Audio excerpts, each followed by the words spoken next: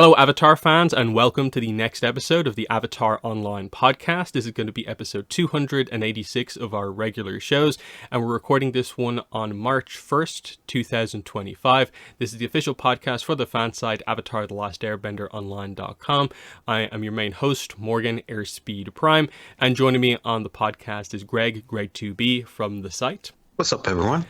Excellent. So this is going to be a news-focused show. We're only covering news, and that is because the anniversary did actually deliver us a pretty major piece of news that we maybe weren't quite expecting. Plus, there's actually a bunch of other stuff as well. So we want to cover this here because I suppose maybe the first thing to talk about in terms of news is just that, hey, new comics out next week. The Mako comic, at long last, the return of Korra Comics, Mystery of Pension Island, is out next Tuesday and Wednesday, depending on where you get the book from. Tuesday the 4th is going to be the general bookstore and digital release, and then the 5th is going to be the comic book store release. So we'll hopefully try to organize like a review kind of a podcast for next weekend, but we'll see how that goes. We want to get this giant news stuff out of the way before that. So otherwise, we need to talk about the anniversary, which happened last week. Obviously, it was more towards the end of the week, so it was a bit kind of last minute to maybe organize a recording. But we did actually get some news. Now, interestingly, the way it went down, we got the big news the day before. So on the 20th instead of the 21st, took everyone by surprise that they did this. But then it meant that the actual anniversary day was a little bit weird because people were thinking, well, they gave us the big news the day before, so does that mean even bigger news is coming? And there was something on the day. We'll talk about Avatar Magic the Gathering, we'll get there. But otherwise, there wasn't really that much. It meant the actual anniversary day was a little bit like, okay, you kind of did it all beforehand, but there was something at least.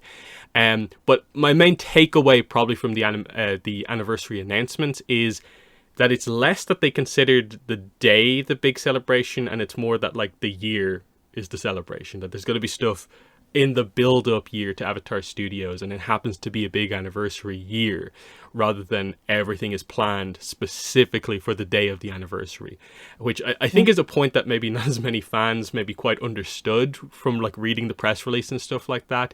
They just wanted everything on the day, but there's clearly a plan for stuff in the future. But let's broadly talk about this. What were your thoughts on how they approached doing the news here? Because obviously last time on the podcast, we ultimately settled on the idea of they probably should do some news, but we're not super confident that they will. They actually did, but they did it in a kind of weird way. So what were your thoughts overall on how they did it? Yeah, I mean, I feel like that's kind of like the trend for the way that they sort of do news and sort of these odd ways of releasing the news and getting it through, some of the sites that are more popular for, putting out that information and then trickling it through some of their sort of like, social medias and stuff. And then that sort of gets filtered out and around. But yeah, I mean, I think, overall it got out there. I think it might have been a bit sort of disjointed in terms of like what people knew when or how it was sort of reported. But I don't know, that part of that might just be how social media works in general these days. So it may not be completely indicative on their sort of like process of releasing it, other than the fact that they're sort of doing sort of like a extended sort of release mode of things, which isn't necessarily a bad thing. I think that could be a good sort of build up to things if they do it in sort of the right way and people are, invested in it, which, they have done in the past. They've done things over extended period of time. It's been a while for something like this. Maybe people are just not ready for that or weren't, prepared for that sort of attack. Mm-hmm. Yeah, because the big news, that's the headline on all the sites, is basically Nickelodeon announces Avatar 7 Havens, new animated series from the world of Avatar, Airbender, whatever way you want to word it. Different websites use different headlines. But the core idea is they announced the first new series from Avatar Studios. So this is the Earth Avatar series, Avatar Pavi. They finally confirmed this. Now, the big thing that probably everyone's talking about is that there's no visuals attached to this. So you had Variety breaking out like, Avatar stock image number 1 once again, which is kind of frustrating. But we've gone with this show from like 0 to it's actually announced now. So I'm not super worried about the fact that they didn't absolutely blow us away with this. They actually did more than I really expected them to do. I was almost expecting just like a title and them to say, Seven Havens, it's about the next Avatar.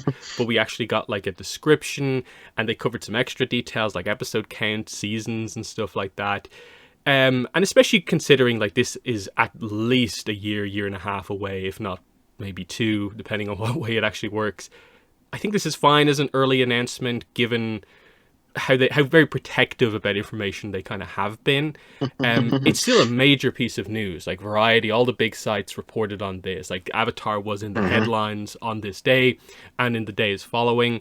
And now they leave themselves the opening to like the first visual from the series, that sort of thing is still on the table because they didn't do it all at once, super far out as well.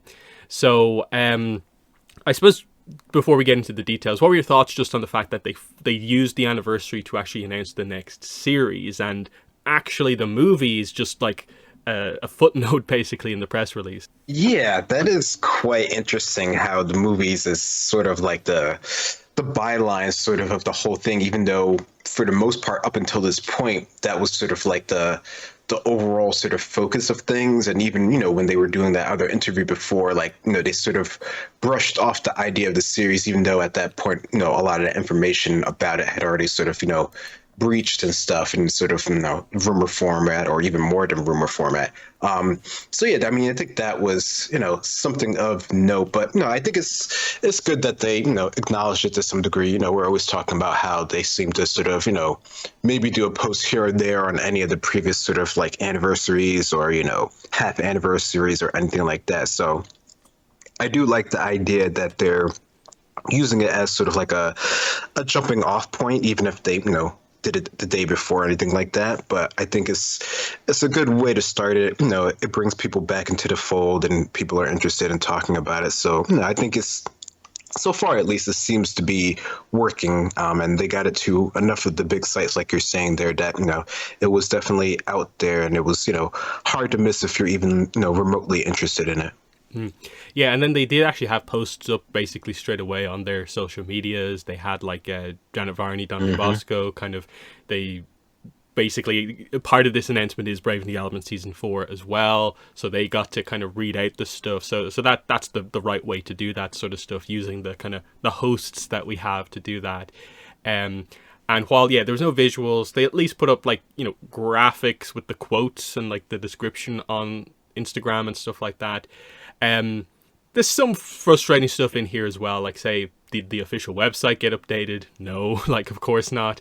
That highlights that it's not all in order. It's still, they don't have it fully kind of fleshed out, planned out yet. Why wasn't there maybe like an early website specifically for the show or something like that? But it's a start. So let's get into the press release here. Nickelodeon is continuing the mythology and adventure of the acclaimed animated series Avatar: The Last Airbender with Avatar 7 Havens, an all-new series from creators Mike and Brian. So straight away, I think the first thing to talk about is they don't say it's a working title or anything like that. It's just, I guess, the title. They've settled on it already. We basically knew this was the title as well, though the specifics maybe of like, I don't think anyone necessarily called Avatar 7 Havens. Like, we're allowed to do that, like just Avatar, and then 7 Havens. Like, it doesn't have to be Avatar Legends 7 Havens or anything like that, or The Legend of Pavi 7 Havens or something like that. No, they're allowed to do Avatar, which of course they apparently weren't or chose not to with Korra for licensing copy reasons. I'm guessing this sort of retroactively confirms maybe they could have just called it Avatar Legend of Korra if they wanted to, but maybe that was a bit different because like that was only a few years after, I think, the first movie, whereas I think the two franchises are much more distinct at this point. No one's going to really mess them up. But what are your thoughts on the title overall? We'll get to the kind of lore, I suppose, reasons why it's called 7 Havens, but just the use of Avatar on its own.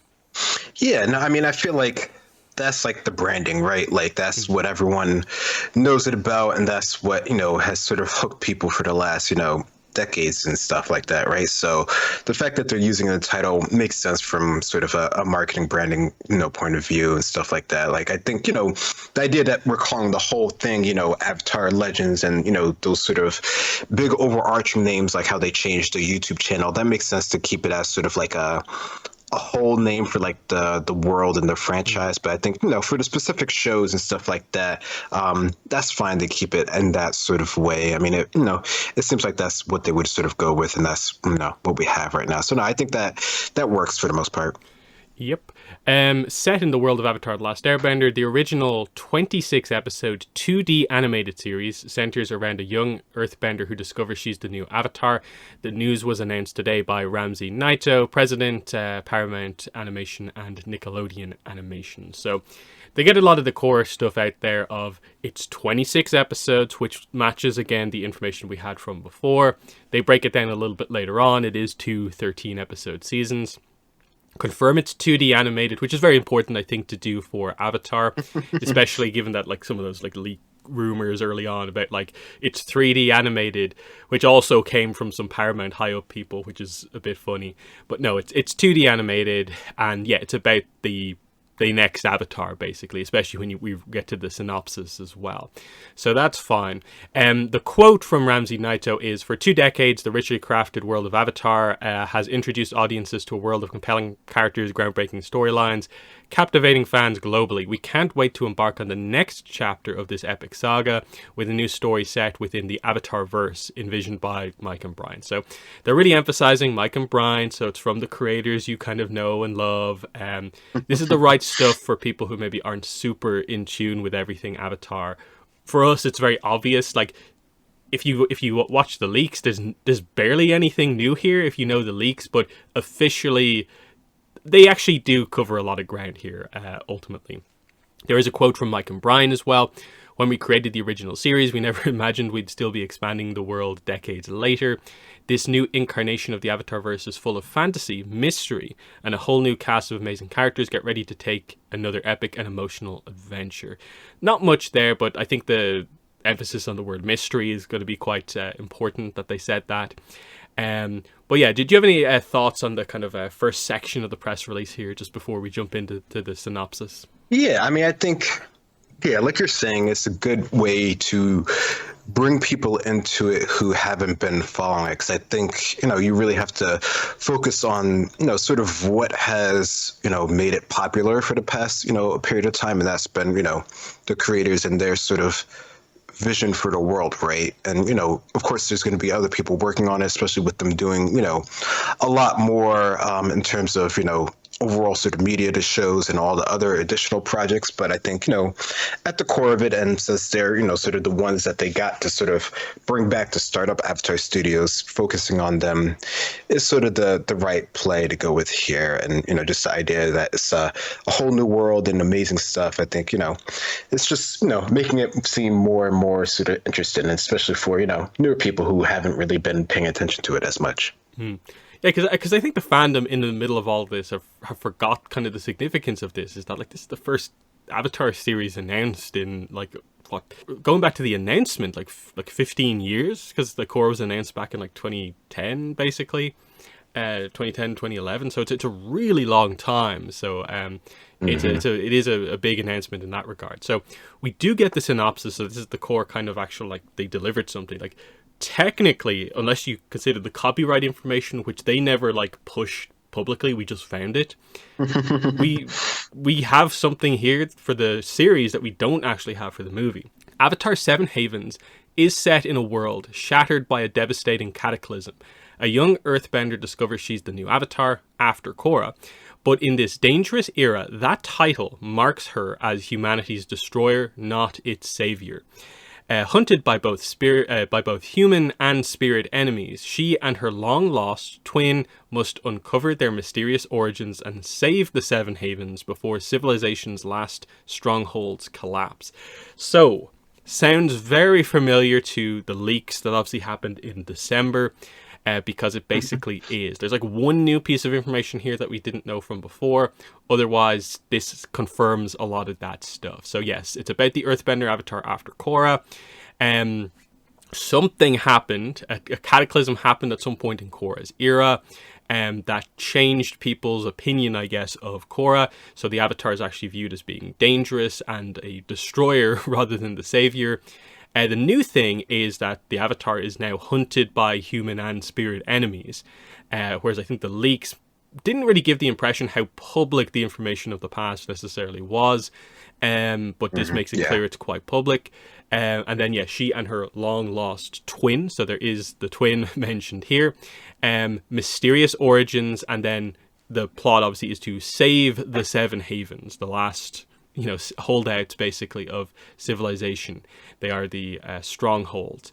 There's obviously tons of extra detail that probably do need to be delved into here, in that, like, obviously it's sort of implied, I guess, by this that the Four Nations are gone, but, like, interestingly, they don't kind of word it in that way like the leaks did.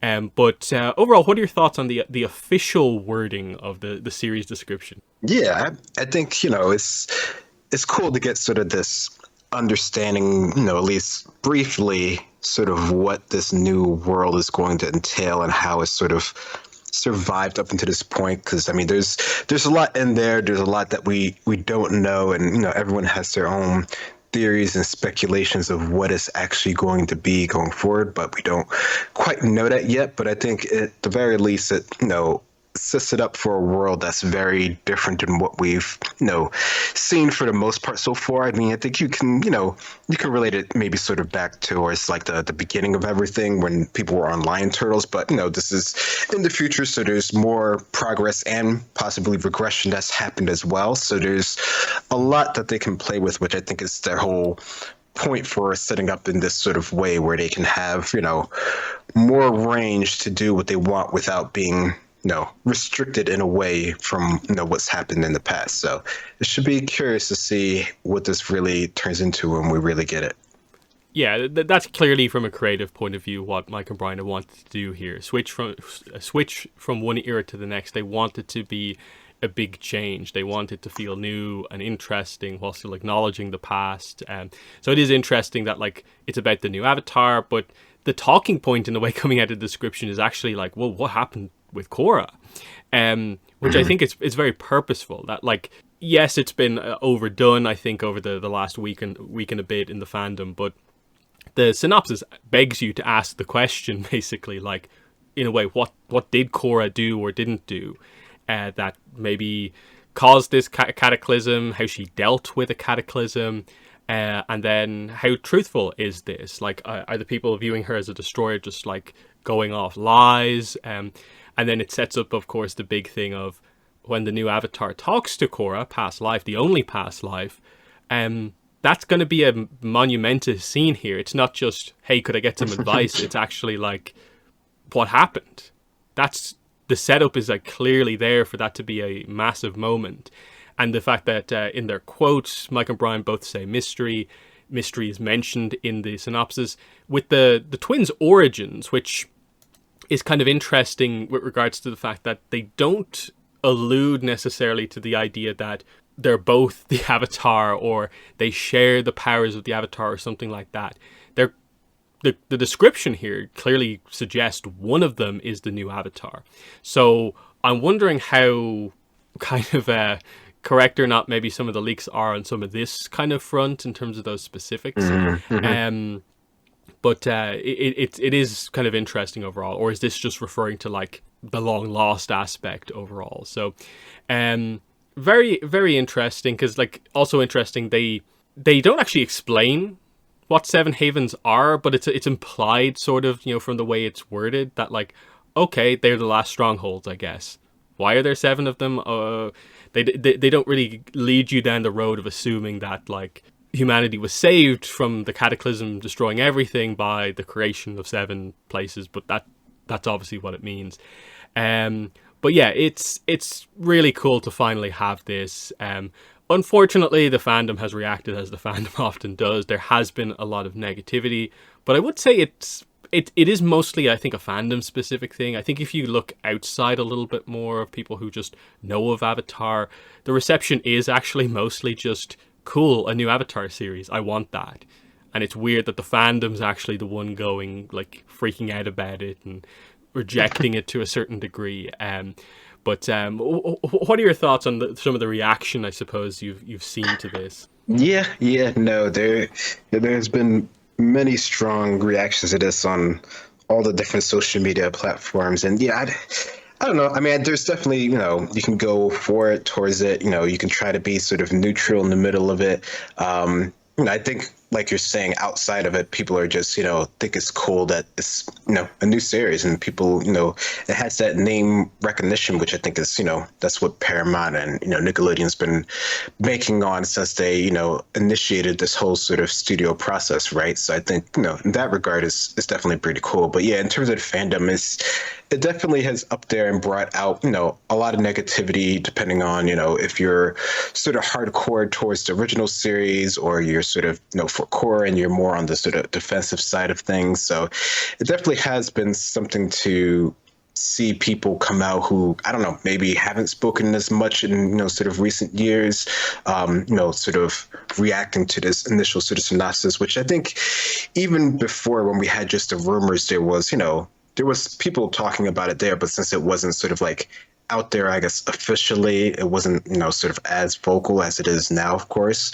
because there's definitely, many threads on many different platforms and all the memes and stuff like that. So it's definitely something to see, sort of the initial reaction to that. But yeah, it is, very fandom specific, which, that's just sort of how it works for people who are really sort of invested into it. Sometimes too much invested in it, so there's that to consider, and to take things with like a grain of salt and stuff like that. So it'll definitely be something to see when we get sort of like the real story, if that changes anyone's views. I don't know, chances are it probably won't, because people who already didn't like Korra, so it's not much new there. It just gives them more fuel for the fire, you could say. But yeah, it definitely will be something to see when we actually get this, how it actually plays out. Yeah, because the reality of it is, like, all these people, everyone's going to watch it. Like, regardless of what people are saying right now, they're going to watch it right now, because ultimately, even if maybe people aren't maybe reacting in the best ways, they're still reacting to this description. The whole, blame it on Korra, and the kind of people who don't like Korra feeling like justified in that, because here she's apparently done something even worse. So sure, there's that aspect of like, because this is a plot point that they've done, Korra hates coming up, but I don't think you can kind of limit yourself on that just because some sections of the fandom are going to react in a certain way. I think you just have to trust that your actual fans are going to watch it and understand the nuance of like whatever ends up actually coming out in the end, which I think we all are expecting this to be a case of. Korra was forced into it kind of represents a lot of kind of what happened in the previous seasons as well. Just stuff happens, and Korra deals with it in the best way that she can, given that this has just been kind of put upon her. Like, if a cataclysm happens, like if she saves the world, that's it. Even if like all this other stuff happens, it's, we'll see how they overall go about it. But I don't believe this idea that like Mike and Brian now suddenly hate Korra or anything like that. I think they're her biggest like defenders ultimately, and the fact that people are trying to say otherwise is a bit weird. So I think Korra fans will end up coming out of it pretty okay. It's just that I suppose until those reveals maybe come out, it's going to be a bit tricky to deal with the negative side of the Korra fandom. But I suppose, what are your thoughts on that? Just the kind of the reputation, what this kind of does to the fandom, especially surrounding Korra, who already gets a decent amount of hate. Just that show always has that kind of discussion surrounding it. What do you think from what you've seen of the Korra reaction to this, basically? Yeah, there's been a lot of that in terms of, I don't know, just, sort of bagging on sort of what her, her choices and her, character development over time, which, I think for people who really sort of, enjoy, both of the series and stuff, like they can see, the development and the growth in the character, and, just the hard choices that she had to make that, literally every Avatar that we know of has had to make up until this point. So, it's something to see this sort of perspective on her character when we've, sort of had this idea before with our, past avatars where, they seem, almost impeccable. And then, there's sort of cracks that start to sort of chip away at their sort of, personalities and their flaws and things that they've had to, deal with at their time as the avatar. I mean, for the longest, we thought Karuk was like the worst one ever, but now he's probably more one of the cooler ones because of what we've found out about him. And, maybe some of that is like a retroactive type of thing or whatever like that. But, there's stories that are now considered official in whatever capacity that we sort of have them right now. So I don't know. I think it's something to see, if this sort of sticks with it, if we think, she's still the worst after we sort of get this information, coming forward. But again, a lot of people who haven't really delved into any of the extra sort of media there still think Karuk's the worst avatar. So, he's just the go with the flow type of avatar where he really was a lot more than that. So, there's a lot to that. I think, some characters obviously have just sort of strengthened their sort of opinion, like, so like, Yenshin's sort of cool, and, there's, I don't know, it's something to see sort of how it works, going forward over a period of time. Yeah, and especially if you have read the novels, that point is basically canon in the series. Like the perception of avatars through history is a thing. Like most of them aren't maybe remembered like properly. Like, Karuk is seen as the, negligent avatar, but actually he was super active just in a secret way that not many people knew about, that was actually super, super important and, partially caused by Yang Chen. Yang Chen is regarded as one of the best avatars ever, but, that not perfect way in which she dealt with the spirits. And then that kind of spy master side of her isn't super public knowledge necessarily.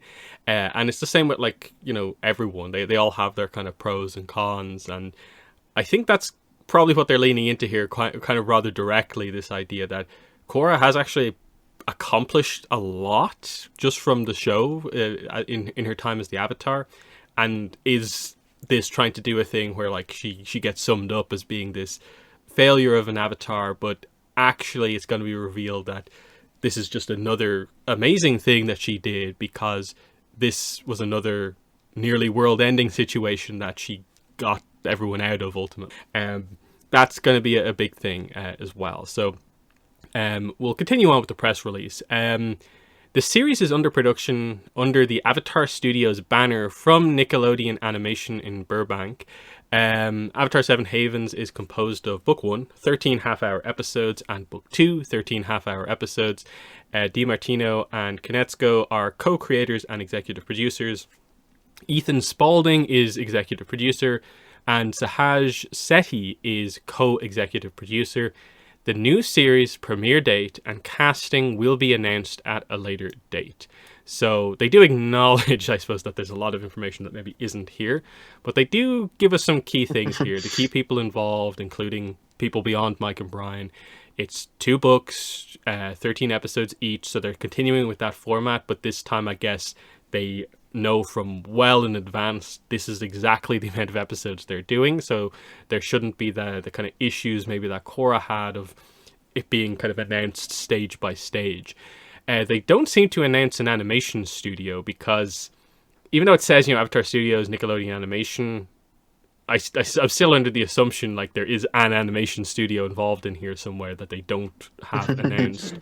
I think everyone's leaning towards Studio Mir just because the concept art stuff that we've seen from the leaks looks like that. But I also think that is just the Avatar art style, which is kind of the same as Studio Mir's art style and like other shows that they've done. So I don't know if that's absolutely locked in. But what are your thoughts on this kind of final section here, going over a few other details? Yeah, I mean, a lot of this is, from our perspective, stuff that we've sort of already known. But, I'm glad that it's getting out there. There's multiple people involved with the project. There's a lot more information that will come. It's based out of their sort of animation studios. Like from what you said, which, none of that technically is in the sort of official sort of release that is sort of in their sort of style there, which, that's sort of what Mike and Brian have sort of developed as their sort of look.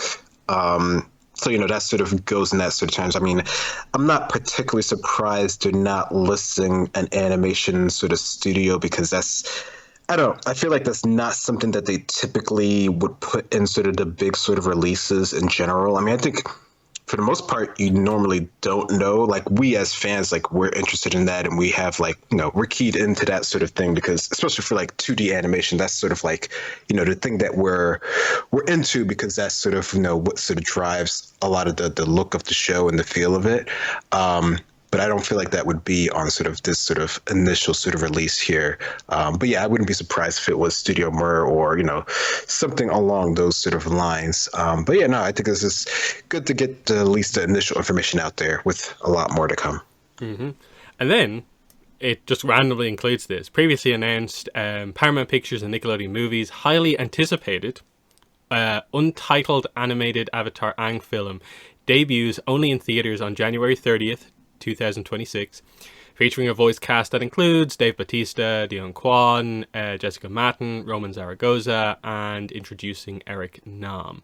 So, a few things here. One, untitled animated Aang Avatar film, not Aang the Last Airbender. So, we've gone from having a working title to back to referring to it just by very technical, like this is the description of what this movie is, but it's not a title.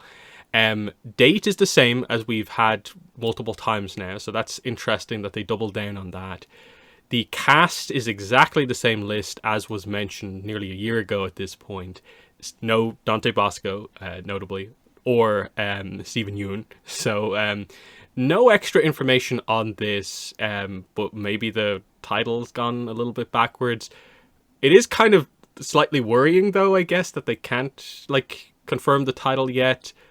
I'm assuming there probably will be an update around CinemaCon where surely by then it's like the movie's going to be shown off at CinemaCon. They have to say what it's actually called. Which now that we know they can use just, I guess, Avatar : maybe it's slightly different because it's a movie. Maybe they can't in that case. So maybe that's part of the confusion is, do they want to do like Aang the Last Airbender in that case? Because you can see throughout this press release, they're like, it's the Avatar verse. Someone says at one point, it's the world of Avatar: The Last Airbender at one point. There's so many ways of referring to it because they can't just say the world of Avatar necessarily. But yeah, do you have any thoughts on this? The fact that this is just a reiteration of this information and nothing really new. Yeah, I wonder if it's just because it's a movie that they're really sort of holding back on the information in terms of getting it out there. Because I mean, yeah, of course, eventually once once we get any sort of like real sort of footage of things, you would hope and assume that by that point that they would have like an actual name that they can actually use going forward. But it seems like until they're really ready to sort of like market it, they're just not going to put anything out there except for the fact that, it's a show and it has a working title-ish that they sometimes use, that they sometimes don't use. So I think we really have to wait for them to actually start, the marketing push for the movie for us to actually get anything definitive on it. Mm-hmm. And I suppose while we're here, like that, this is why I mentioned CinemaCon, which the Paramount panel's on April 3rd. I think we've talked about this before, but it's realistically the next time we look to for when news might happen, because it's appeared at this event the last 2 years in a row, even though you wouldn't have expected maybe anything necessarily the last 2 years. We got the leaked image 2 years ago. This is where the cast was actually announced last year. So the idea here is they kind of have to show it this year if it's for January, because of course they'll be too early for CinemaCon next year. So, this is their time when it's an upcoming Paramount movie to show it. And that's the typical thing that they kind of have to do, really. So again, it's a behind closed doors event, so we're not going to see what they show. I suppose sometimes, depending on the studio, they might also make it public, depending on what it is. My guess in this case is that they probably will do a behind closed doors thing, but they might also put something out publicly, just in terms of like the reporting. Like, again, the titles are going to probably have to be reported on. It's going to be a bit worrying if in like April, 9 months to go, it's still referred to as the Untitled Aang film, and like there's no logo or anything like that. But yeah, I suppose post this anniversary press release where they actually delivered some news, where are you at for kind of CinemaCon with movie news in just a few weeks? That's a good question. I mean, I don't know. I wouldn't be surprised if they, have a good bit in there to sort of talk about that. Like you're saying, we won't really know, but I think, they'll probably do like what they've done in the past where people are, allowed to report on what's said there. And, if they have any sort of a title, of course, we'll get that sort of information. I would be, I feel like, considering, the past and stuff like that, they'll probably be even more sort of, serious about leaks and stuff, which, of course, can always slip through the crack. But I think they would probably be, maybe a bit more vigilant about that. But I wouldn't be surprised if that does start up the sort of, cycle of information actually sort of coming out if they're really trying to hold for their, next year release date. Yeah, especially now that they did deliver a synopsis for the series here, I feel like there has to be something, because it's weird that we know more about the series now, which doesn't even have any date, than we know about the movie. So yeah, I think I'm expecting something there, because otherwise, like, are they really going to wait until San Diego Comic-Con, which seems very late in the day to maybe still be doing very early, like, marketing stuff, like confirming titles and stuff like that. Whereas I think Comic-Con's more like, this is the first really notable look where we're more looking for initial preview, like it exists material still on the movie. But yeah, then we get into the section that's moving away from the stuff about the new series into just, hey, it's the 20th anniversary of Avatar. That's why this press release is coming out. The news comes as Nickelodeon celebrates the milestone 20th anniversary of Avatar: The Last Airbender with all new original digital content across the Paramount ecosystem, one-of-a-kind experiences, exclusive consumer products, and games. They go over a brief summary of the franchise here: Avatar, Korra, books, or Orchestra World Tour, upcoming theatrical film, and then they go into what we're going to talk about here. Highlights of the anniversary are as follows. And keep in mind, not all of this stuff happened on the day. Actually, most of it didn't happen on the day. So this is all stuff that is still to come, highlighting that it's about the kind of anniversary year. So we're going to basically have this kind of cool situation where we have the full build-up year, I guess, to the movie is the anniversary year, and then it's new stuff. But anyway, it starts off with YouTube. So it says, first of all new short-form originals coming to the Avatar: The Last Airbender channel, a place for new and established fans of the original Nickelodeon series, including, the first one here is Avatar Chibi Minis, 10 episodes. These 2D animated chibi-style stories are based on classic scenes from Avatar: The Last Airbender and humorous spin-off comics. So, brief explanation needed here.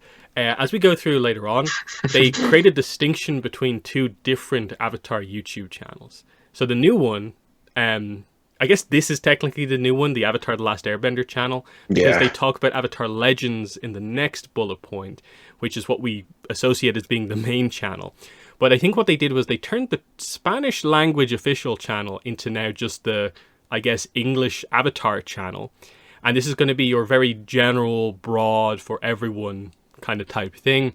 And Avatar Legends is going to be more for the, hardcore fans, quote unquote. The distinction between those two things, I'm not sure how much it means right now, but we'll see how they do going forward. But anyway, Chibi Minis, what are your thoughts on this? Because this is a kind of surprise. I guess this is short form content from the original announcement, finally. Yeah. I mean, that feels like that would fit that sort of bill there. And I think, the chibis from the past have been, pretty well received, right? So I think, the idea that they're going to make those, I wonder, how short or how they're going to run or anything like that. Or, even who's sort of making it. But I guess that's the sort of thing that you can, get other places to make it and stuff like that, which should be cool just to see how, someone else interprets the sort of chibi mini style. But no, I think that sort of thing, I think, would probably do pretty well on YouTube, on, any of their sort of channels that they have there. So no, I think that's cool. It's a good way to sort of get people back into it. And yeah, the interpretation of this, I guess, has to be like it's the chibi stuff we've had before, but more of it. Like, it's got to be that same chibi style that Avatar has, not something completely new, just obviously with, I guess, modern kind of animation. Um, Based on classic scenes from Avatar: The Last Airbender, I suppose this is where we get into technicalities of like, would you say the original Chibis are based on classic scenes from the show?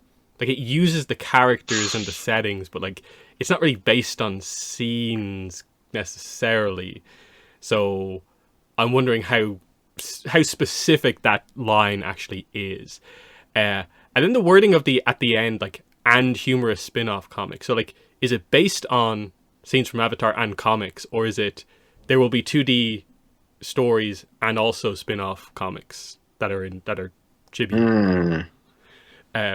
That's a good question. It's not worded super well, because I don't really understand what it means by based on humorous spin-off comics. So I assume it just means there also will be comics, which I hope isn't what maybe the comic miniseries that we'll get to mention down below is, but we will see. And then, yeah, especially with it being on YouTube, is just like, okay, does this mean some of them will be animations and then some of these 10 episodes will be comics? There's not a lot of detail in some of these bullet points, is one thing to say. Also on the Avatar channel, Untitled Avatar Gameplay Series, 7 episodes. The upcoming Avatar Legends Battlegrounds game on Roblox is set to become a short-form series using the game's engine, including reenactments of action scenes from Avatar: The Last Airbender. I'm not super excited for this because the Roblox Avatar thing seems, I guess, cool if you're into Roblox, but I don't think it looks that, like, amazing. So this definitely seems like it's kind of more aimed at kids who are into Roblox to kind of get them into Avatar rather than, like, really anything for, like, hardcore fans. But any thoughts on this? Yeah, no, that exactly what you said there. That's for sort of the newer generation to keep the Avatar series going forward. I mean, Roblox is basically a sandbox for doing anything you want, just sort of like Minecraft. So there's, endless possibilities to do anything you want in it. So, in terms of, getting people into it and then exposing it and stuff like that, I think it's a smart move to make. As far as for anyone who's already sort of like invested in the series, there's not much there for you unless you can, get your kids into it that way. So, that works out for that way. But yeah, that's just sort of a current gen sort of thing to get people into it. Mm-hmm.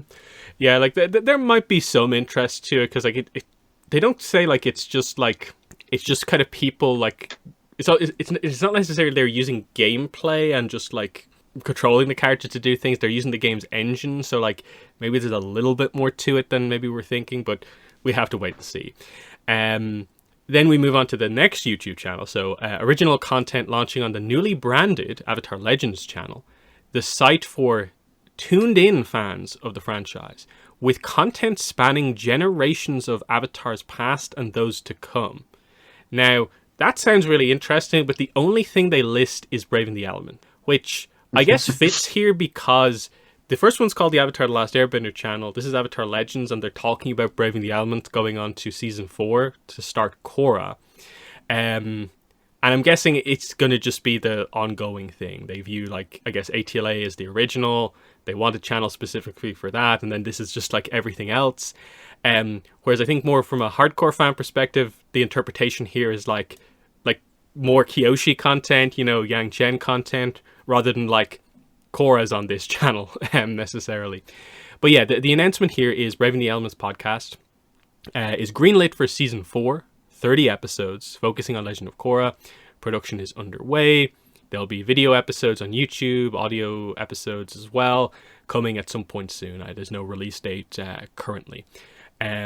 Though they did say when they did the announcement video that they will also be focused, I guess, on news on the podcast as well, which I think is good to hear. Now that we're kind of entering the kind of the news era for Avatar Studios, I guess, they will have more news. Because it was cool to see them like have that interview with the video game person from Paramount that when they debuted that AAA thing. So they can do big stuff for news when they want to. So hopefully that's included here, which probably is the way I would interpret it, because they were immediately like, the podcast team announced this thing as well. But yeah, any thoughts on this, the Avatar Legends channel and also the Braving the Elements? Yeah, I mean, I think the channel itself is, interesting, or at least just both of them are interested in the way that they sort of get the, I guess, information out there and sort of what they focus. Because, we've talked about that before where we didn't really see what direction they were going with the channel and how they were, basically sort of like a clips place, basically. So the idea that they're at least going to try to focus it on more of the actual content, the podcast. I think the idea of having the podcast there, I think is great. I think it was too bad that they didn't really focus on that as much in the beginning, because I think that probably would have helped a lot in terms of it. But, they had their focuses on what they wanted to sort of do for things and like that. But I think, the idea that they're getting more of that on there, I think is a pretty good, way to go forward, especially with now there being, more stuff for them to actually sort of talk about, not just to sort of past stuff. Yeah. I do hope, though, that when they say it's a talk about Avatar's kind of past and those to come, that they do use that to their advantage, that this is for hardcore fans as well, that they do stuff related to like Kyoshi a little bit more, because if they do have the option to now do short form stuff like little animations of like the Kyoshi stuff, introducing people to those characters in a kind of bigger way, like Kavik, the Roku era characters, if there is a Karuk book coming, those characters as well, through more visual stuff to draw them into the novels as well. That's kind of what they, I think, should be doing. Because if this is just that, like, the separation is mostly just that the ATLA channel is now the Avatar Clips channel, and then the Legends channel is just, like, Korra clips, new show clips, like Pavi clips, and the podcast. That's a bit of a weird kind of distinction to make. Because, like, I get the way they sort of would frame the Brave and the Elements podcast as being for tuned-in fans, but not quite. So I hope there is more to this announcement. But do you have any thoughts on like the sort of stuff that they could do or might do to actually like gain the interest of like hardcore fans on the Legends channel? Yeah, I mean, I don't know if they're ever going to go sort of as in depth as you do on some things, but it would be cool if they had more discussions on the different things, or if they brought in other people besides maybe just sort of the podcast, if there could be a way for them to do it in sort of their official capacity, or if they talk about, sort of any of the actual sort of like events that happen, or that they'll, say that are going to happen in the future for Avatar, if there's any way to get that sort of, stuff on the channel. Like, I mean, if they could get anything from like the concert, that would be really cool. And that would be, unique, even though I know they want to sort of hold that as sort of a live event. But, even any other sort of things or things that they do at sort of conventions, maybe sort of rebroadcasting those that they have the rights to would be a cool thing. Or even sort of any of the sort of announcements that they do, for, stuff going forward.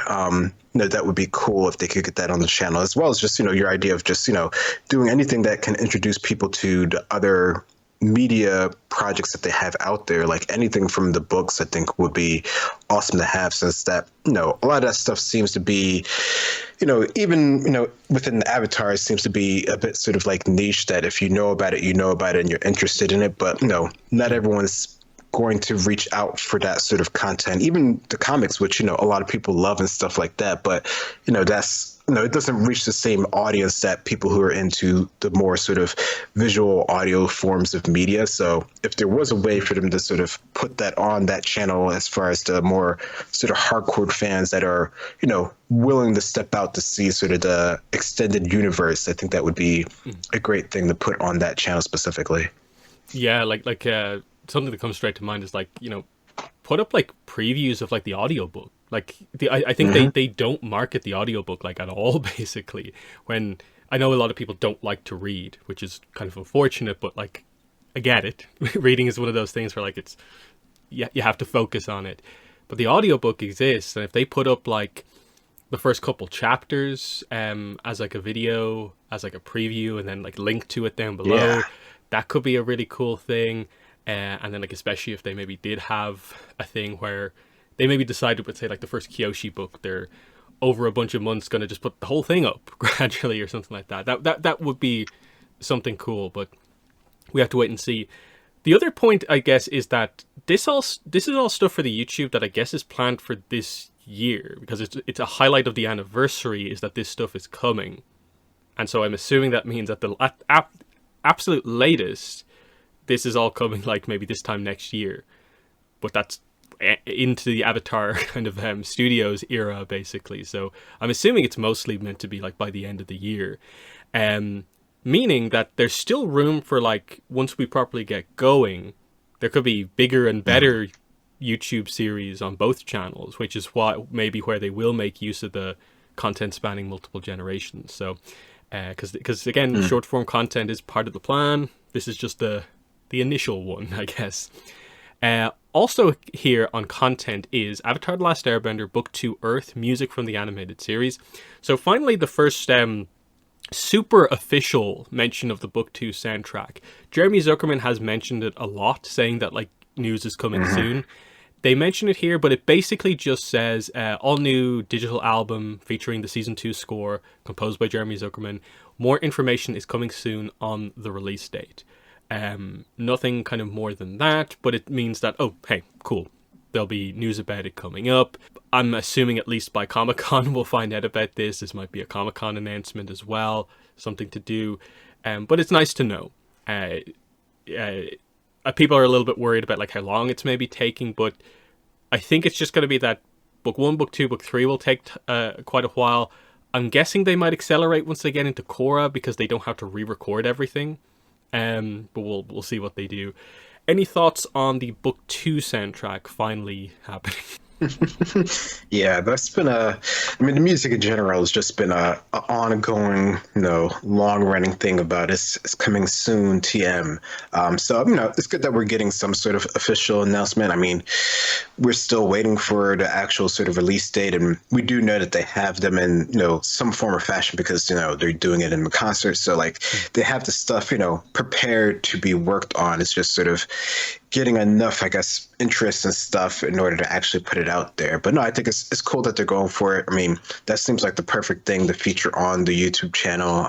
The music in some form of capacity. YouTube music is pretty big now, so I think it's cool that they're, they see the value in that and that they're going to put it there. So, no, good. Mm-hmm. Yeah, and then stuff like, I assume they'll now very clearly know for like the new show, Seven Havens, they need to get the soundtrack for that out like immediately. That sort of stuff as well.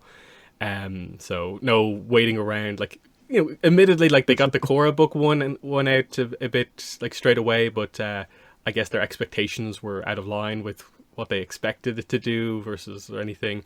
But I think a lot of Nick's decision making surrounding Korra doesn't exist anymore. So I think their expectations are in the right place now. So a lot of that stuff we actually have better expectations. Next section of the press release is location-based experiences. One of them is just Avatar in concert, mentioning that basically they have dates announced up to May 2025, more dates to be announced.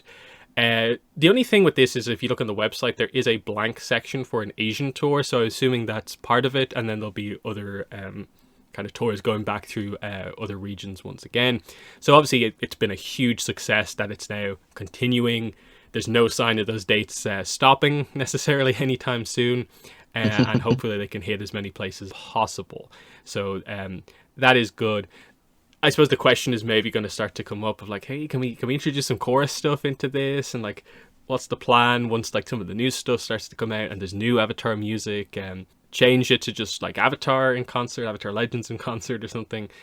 I'm not really sure, but anything on Avatar in concert? Yeah, no, that's a good point. I mean, it'd be cool if they could somehow wrap it all in together, but I think, for whatever the draw is, Avatar: The Last Airbender, is the thing that would have, enough backing to actually sort of get the tour stuff. But I think it would be cool if they could add, some core stuff. I mean, the music from the whole thing is great. So, I mean, I think, people who appreciate the music for the music would be into it regardless of who it is. But yeah, I guess it would be, depending on how you can get your tour dates and everything like that set up. You have to figure out how to get that around there. But it's cool that they're going to have an Asian tour. I think, a lot of people have been asking about that for a while, even though, historically, Avatar hasn't been as popular as it has been in North America and other places. So it's cool that it's getting there. Mm-hmm. I'll do the third point first. Nickelodeon Mall of America, 1 year anniversary of their Fly with Appa attraction. On March 29th, they're doing a special celebration where guests can choose their element with airbrush tattoos and get photos taken with Aang. So Aang will be there in person. Aang is real. Is the takeaway there. Cool. It's something they have that's relatively new. That's a big thing. I'm not super familiar with the Nickelodeon Mall of America thing, but it's a fun thing to mention that they're doing an event for the anniversary, I guess, of this attraction, but it's also, part of their big anniversary celebration. So that's kind of nice. Anything to add on this? No, not too much. I mean, I think for people who have, read about who've gone to it, it's been a pretty cool thing, especially if you're, a bit sort of younger as well. So I don't know. I think it's cool that they just sort of have this random, and it always sort of comes up in social media and people are like, wait, what is this? Is this sort of real? I don't know. So I always find it funny in that sort of regard. But no, it's cool that they're actually, it's a place that they've had for a bit now, and it seems to be doing well. Yeah. And then the other point, San Diego Comic-Con. Nickelodeon will honor Avatar: The Last Airbender through immersive fan experiences, exclusive consumer products, and giveaways to be announced in the coming month. Hard to read into this kind of too much, in that, does that mean there's not going to be much going on at San Diego Comic-Con, or they're just not, right now announcing that there'll be big announcements about other stuff? They're obviously going to be there, and they'll have a decent amount of stuff, and we're also expecting them to announce other stuff as well. But it's kind of interesting that it's not the most exciting mention of Comic-Con, but I think we expect this to be an exciting Comic-Con for Avatar. So what are your thoughts on this, that they don't really tease maybe news here? It's more just giveaways and stuff like that they're focused on here. Yeah, I mean, I think for San Diego Comic-Con, I think the way that they, from the way that they typically do events at the conventions, they usually sort of wait to sort of, push any of the sort of big things that they're actually doing there. So I think this is really just to keep it in people's mind that there is going to be something there, which, like you're saying,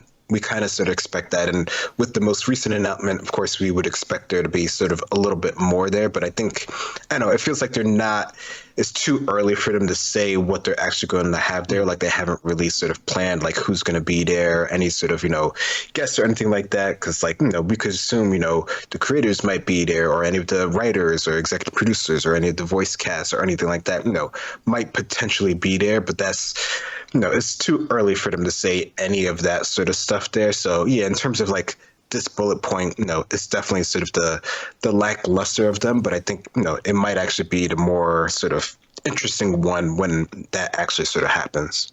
Mm-hmm. Then we go into consumer products and gaming. I'll hit the final three bullet points first because they're the kind of ultimately least interesting, I guess, here. Box Lunch has extra stuff. They've always had Avatar merch. Now they have more stuff here. Appa-inspired infant stuff. Interesting. Avatar Legends Battleground is, of course, the Roblox game is coming soon. It's been coming soon for a very long time, so maybe they're finally getting around to it.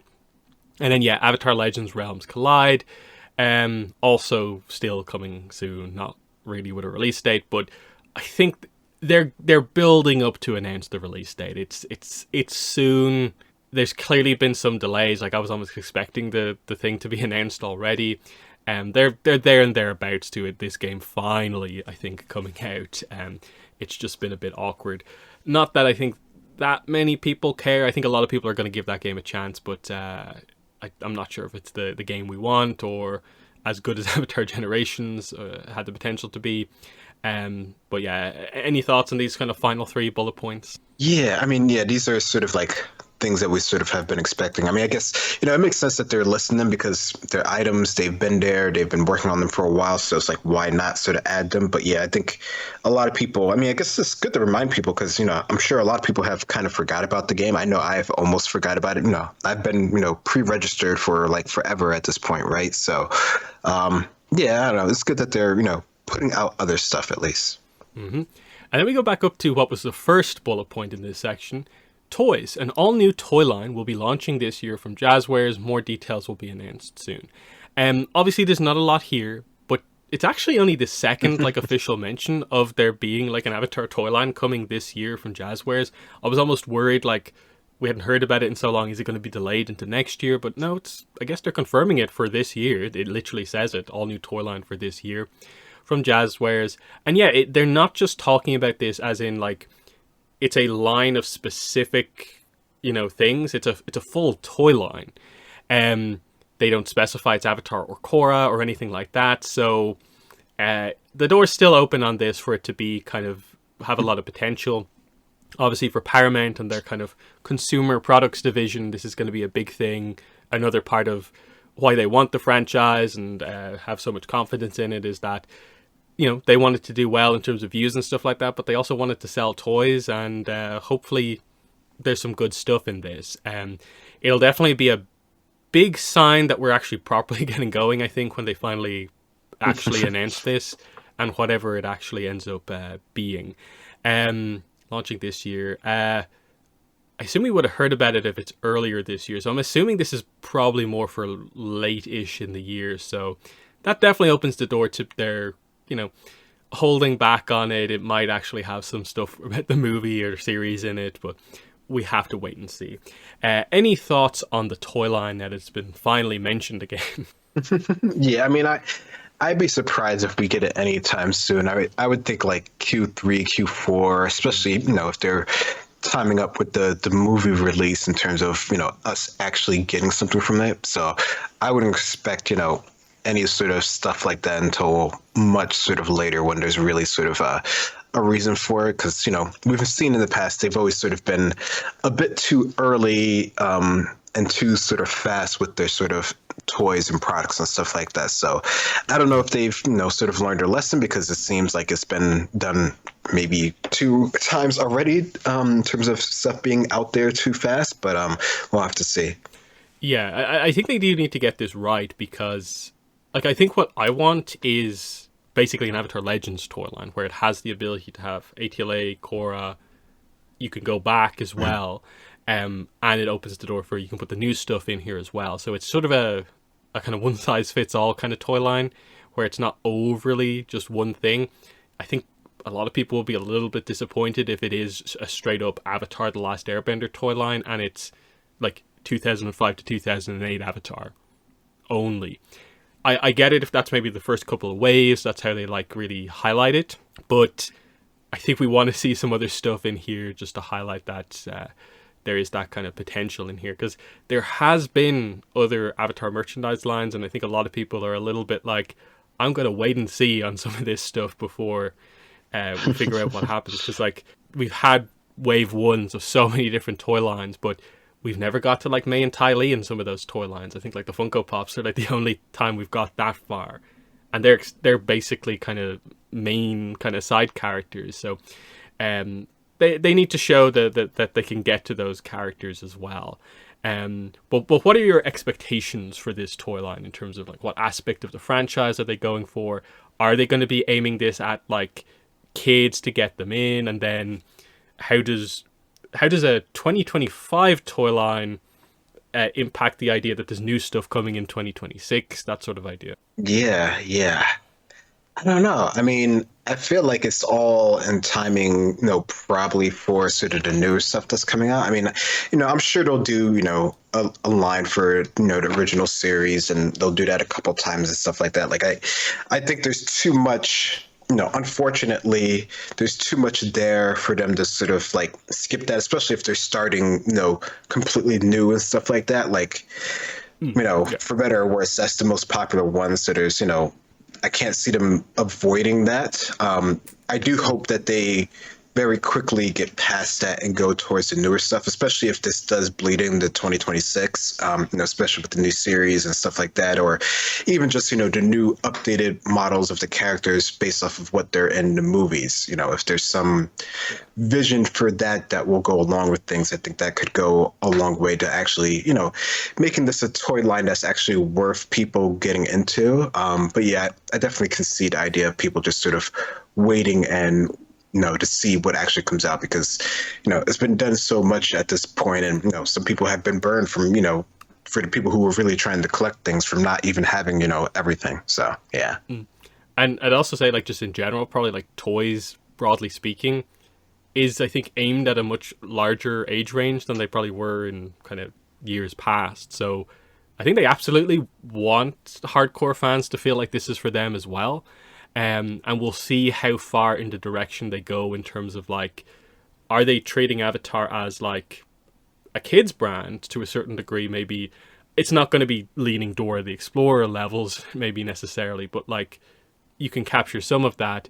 Or is it going to be treated as like anime? Because I think Jazzwares have stuff like an anime toy line that is effectively trying to be as like detailed and accurate as possible. Or because it's a full toy line, will there be both? Because like they're going to have like dolls as well. I think that's the first time Avatars are getting dolls. All the cosplay stuff I think is included in this as well. So there's some interesting stuff here. I think there's going to be some surprises when we actually see how much Avatar stuff there will be for this. But yeah, that will be exciting when it finally gets going, because it's all going to feel kind of real here. Because surely they won't mistime it again. A full toy line. They can't get the timing that wrong. And then the big one here, publishing, where there actually is a bunch of announcements, but they're kind of like weird announcements. But it says here, new publishing activity in 2025. So it confirms here the actual time period for 2025 includes the launch of a brand new middle grade chapter series from Random House. This is the Bending Academy book we'll talk about. A brand new YA series from Abrams. We talked about this in the last podcast. This is Avatar Legends book series. This is City of Echoes, the Jin novel. And comic mini-series from Dark Horse. That's new. A new illustrated hardcover from Dark Horse. Also new. A cookbook from Inside Editions. That's the new baking book, which I forget if we actually did or didn't mention that. And then this is also new. And an adult activity book from Thunder Bay. Plus new installments in ongoing graphic novel series from Dark Horse. And so, interesting here, because there is some weirdness in this, because obviously this press release, I get it, at this point is like a week and a bit old. But the City of Echoes, especially, that announcement was like before this. And then they it's so unspecific, it's kind of like a little bit weird, where, as I just kind of pointed out, the first one, the middle grade series, is kind of like half announced, where like if you're paying attention, it's there, but it like you don't know what that is, basically. The YA series has been officially announced. What even is a comic mini-series, given the Avatar and Korra comic format? It's been so long since the last hardcover. Does anyone remember Beast of the Four Nations? But that's probably what that book is. And then some of the other stuff as well, like, is new and or like half new. It's an odd way to do kind of some publishing announcements, but it is also pretty exciting. So we have separate news about the middle grade book, the Bending Academy thing. So we'll focus in on the two Dark Horse announcements here. So obviously a new illustrated hardcover. The only thing that this really can be, because I don't think there's any way they're talking about this as like, this is a library edition reprint of a comic. Because that's not really like a new illustrated thing. That's suggesting there's new illustrations in. This is Beast of the Four Nations, right? I mean, it definitely feels like that. Yeah, it's just that, we've heard so little about that book over the years, and that like it was like 4 years ago when it was announced or something like that. It's pretty crazy. We did hear news a few months ago that art has been ongoing on it for a while, I guess. So I think the timing has been building up to this for a while now. Again, the deluxe version of this book, Beast of the Four Nations, is the completion of the deluxe set. Like, there's people with collections missing this book, expensive books. They have to get that out sooner rather than later. And I think it's a really cool book to have, I think, for the anniversary. Like, another art book style thing, part encyclopedia. And that's a major publishing announcement whenever they actually do reveal it.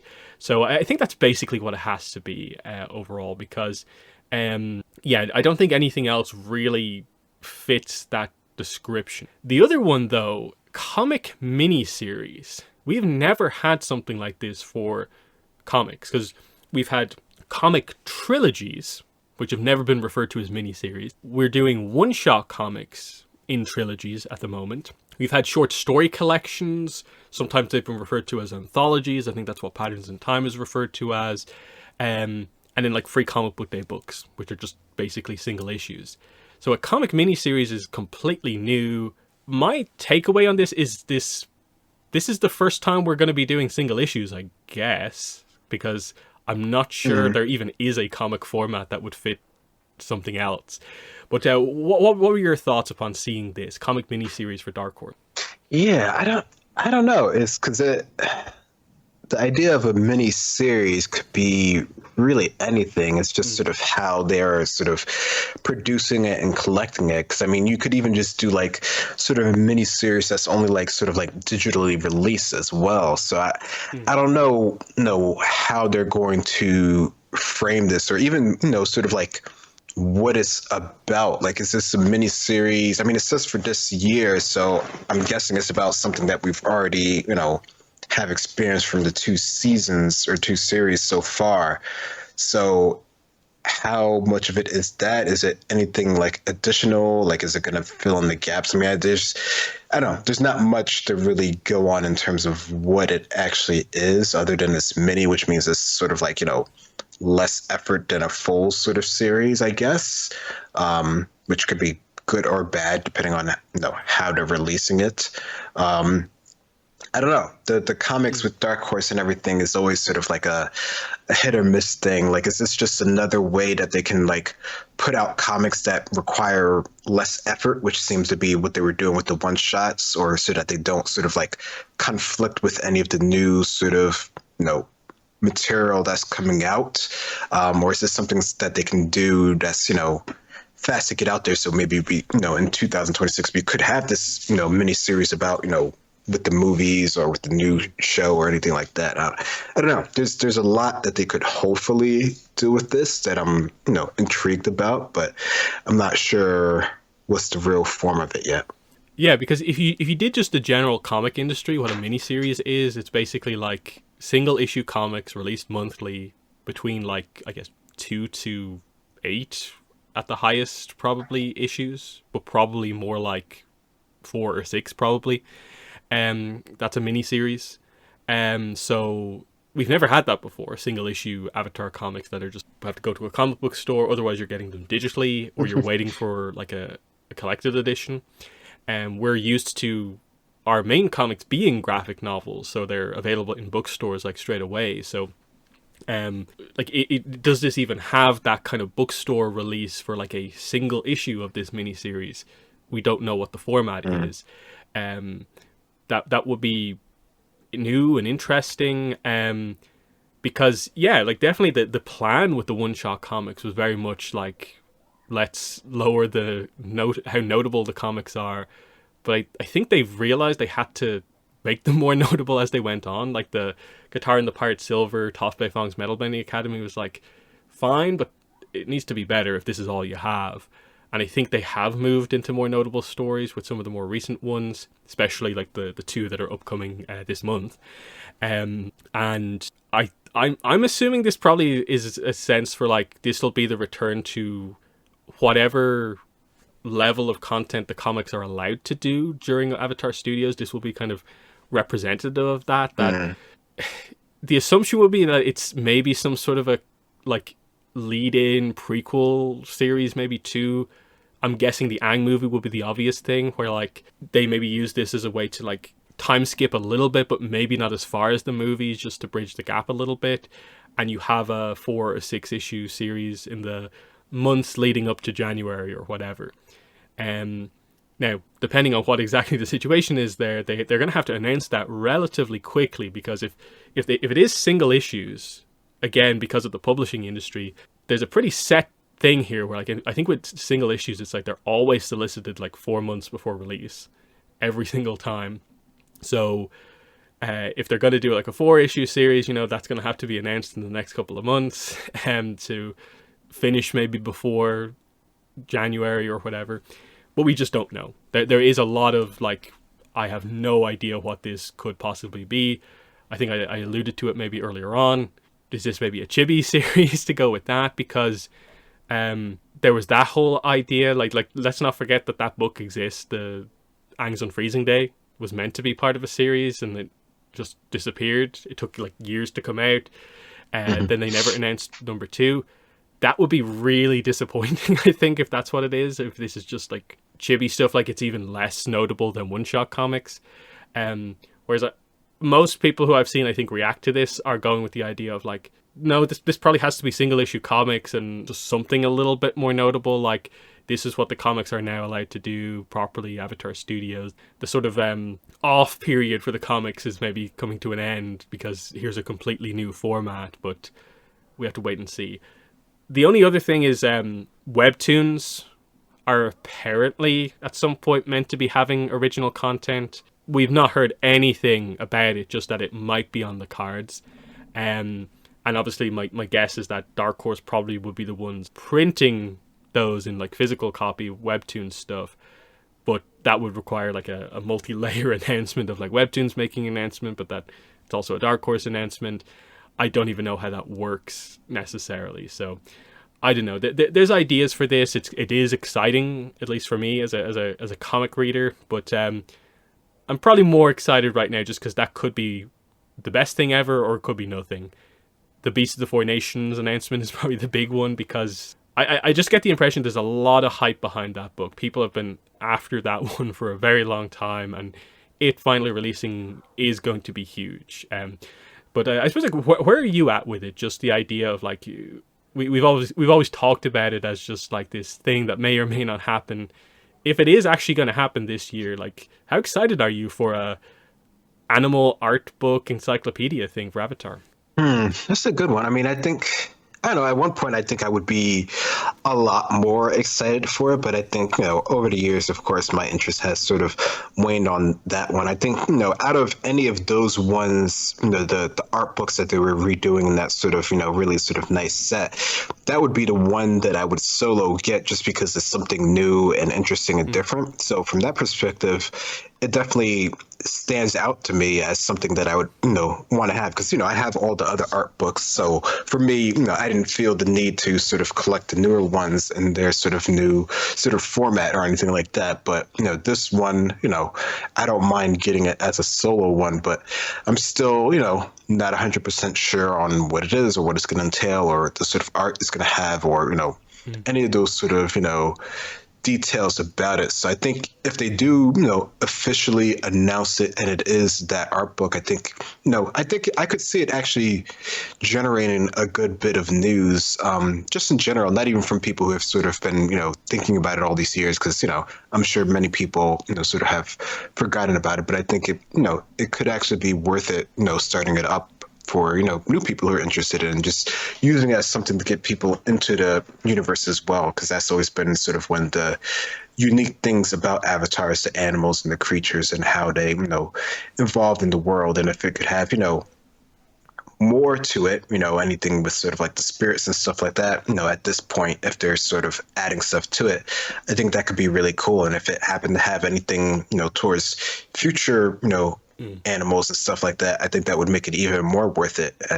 People wouldn't even know until they got the book. So there's a lot they could do with it, but just saying, a new illustrated hardcover from Dark Horse, I don't know, it could mean a lot. I mean, it'd be hard for it to be anything else other than the Beast, but it could be something we just don't know about as well. Yeah, if it is Beast, at least for me with the book, a lot of it comes down to like, there's obviously if it is just mostly an art book, that's cool. Like I'm going to be getting it anyway. New art of the animals is always fantastic.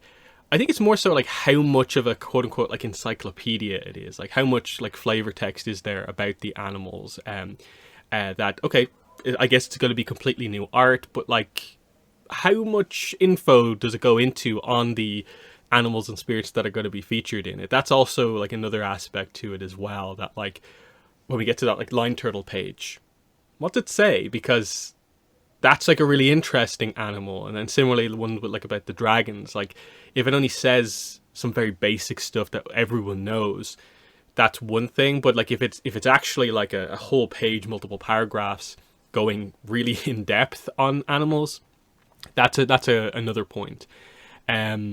Obviously, the series that it's quote-unquote part of is mostly an art book, but I think this one has to have a little bit more, like, flavor lore to it to push it, like, super over the edge for me. But either way, it's super exciting regardless. So hopefully they announce that soon. Usually, like, because like they did announce technically a book for like November earlier on in the week, basically, but it's a reprint thing. This is a new book, so they could wait as late as like 5 months before release before announcing this. So there's still time. There's absolutely still time. So yeah, San Diego Comic-Con publishing panel could be where they do it for like a November December release, but I'm expecting any day to like wake up, check Edelweiss, and it's right there. That's the way most publishing announcements go these days. So yeah, there's that. The cookbook, we already talked about it. Adult activity book is the kind of completely new thing. This seems to just be a puzzle book that just leans more towards like, slightly more difficult than just being for like very, very young kids. I don't really know what exactly to expect from that because I don't think it's been officially like announced yet. I don't think there's a listing for whatever this is. It's probably the most forgettable part of it, but it's like, okay, something else. And the fact that they're even doing like an adult activity book for Avatar is kind of like, okay, you understand the audience that's there, I think is maybe the positive from that. Any thoughts on that?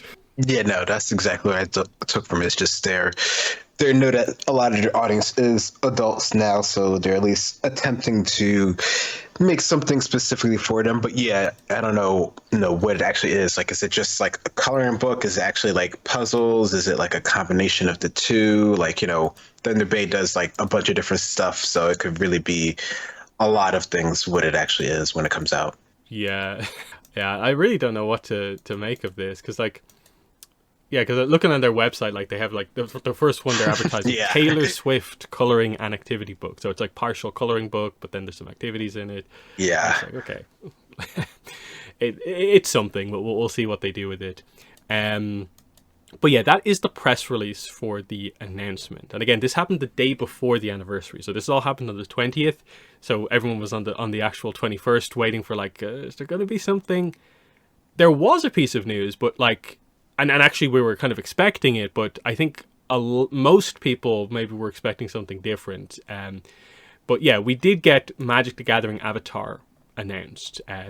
Magic had their MagicCon Chicago, and right at the end, last like 2-3 minutes, they did announce that yes, the final set of the year is going to be Universes Beyond Avatar: The Last Airbender. So, if you watch the video of the panel, which is up on the Magic YouTube, it's really cool because they actually got a video with Mike to come on for the crowd to actually kind of announce it. He doesn't say too much, just that, of course, Avatar Studios worked with Wizards of the Coast to make the set kind of happen, the art and stuff like that. They showed off a teaser video, which is basically just the magic symbol gaining all the elements and then going into the Avatar state. So maybe it's a teaser of what the set symbol is going to look like. Not really sure, but it's coming out November 21st. A few pieces of art were shown, but we didn't get to see cards, so it's unclear if like which ones of these cards are going to be on cards versus on like maybe packaging. But the art looks very nice, and obviously the set's going to feature like all new art. Unlike maybe like the White Schwartz set, which just used the stock art, this set's going to be all new, so that's super exciting. And then if you look into it, like based on the other Universes Beyond sets, it's going to be a full product lineup for this one. I think it's already at least confirmed for like the booster packs, of course, and Commander decks. But I'm assuming Final Fantasy, their set just recently got announced as well. They have the full lineup. I assume we'll get the exact same. It is an exciting announcement. Like, this is a major collaboration for Avatar. Maybe people who aren't into trading card games don't maybe see it that way, but when this stuff actually starts to get promoted, like, this is going to be all over the place. There'll be news sites covering like the initial card announcements, the product announcements, and it should be a pretty cool collectible just for Avatar fans when it comes out, because of how notable of a card game it is and how much new art it will introduce. But what are your thoughts on this? We've talked about the rumors on past podcasts, but it's finally confirmed and happening in November.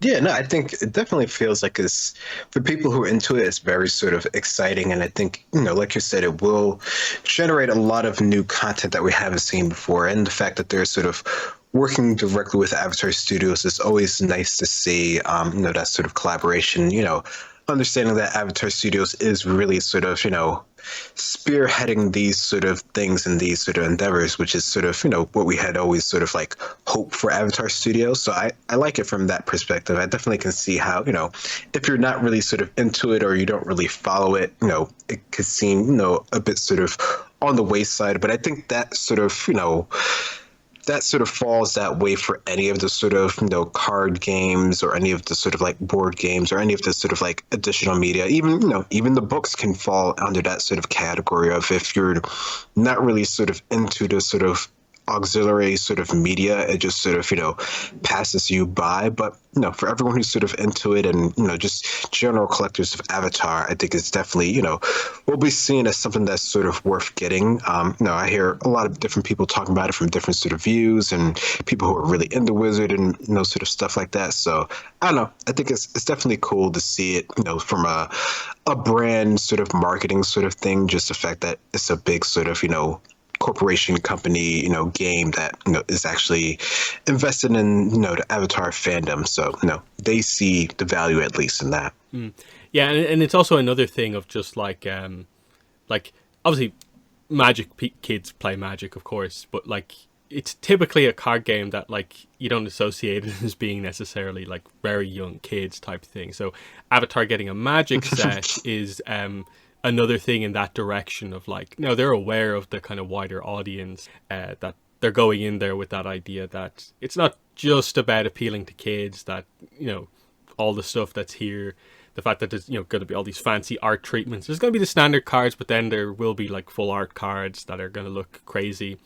It's going to be one for the collectors and also people to play the game as well, because Magic obviously is a good trading card game, and the fact that they have their own digital platform, it's going to make it very easy to play when the set comes out, because you can draft it on Magic Arena if you want to, getting into it that way where you kind of build your own deck from a few packs. It's going to be like a standard legal set as well, so if you're already into Magic, hey, you can put Avatar cards in with all your other stuff as well, which is exciting. Obviously we're not going to see cards until probably July, so San Diego Comic-Con is probably when the announcements are going to happen for this for the first time. That's when we're going to see like who the Commander's decks are about, show off a bunch of cards, what the products are, and that's all going to be quite exciting, because by the time we get to probably there, and especially November, everyone's going to be talking about Avatar, because like we'll have trailers and the toy line will be out, so it'll be a bit of a different environment than kind of right now, where we're just on the verge of getting our early announcements. So yeah, this will turn into something big when we're much closer, I think, because I think there's already a lot of excitement, especially from people who know Magic, about speculating, what color are each of the characters going to be, what way are they going to approach doing like earthbending. Will it be the simple matching up colors? Probably not, maybe a little bit of that, but a lot of cards are going to be multicolor, and then there's the big one of like, how to do the avatar state. Is it going to be all 5 colors in Magic, or just 4, everything except black? There's a lot of questions like that, because the thing with Magic is obviously the cards, they're very flexible with what they can put in the text boxes and to be flavorful in Magic. So there's a lot of potential for that stuff to come across really nicely as well. And then along with this as well, obviously there's going to be a lot of accessories that are released in time with the set. I think Ultra Pro is the official one that they have.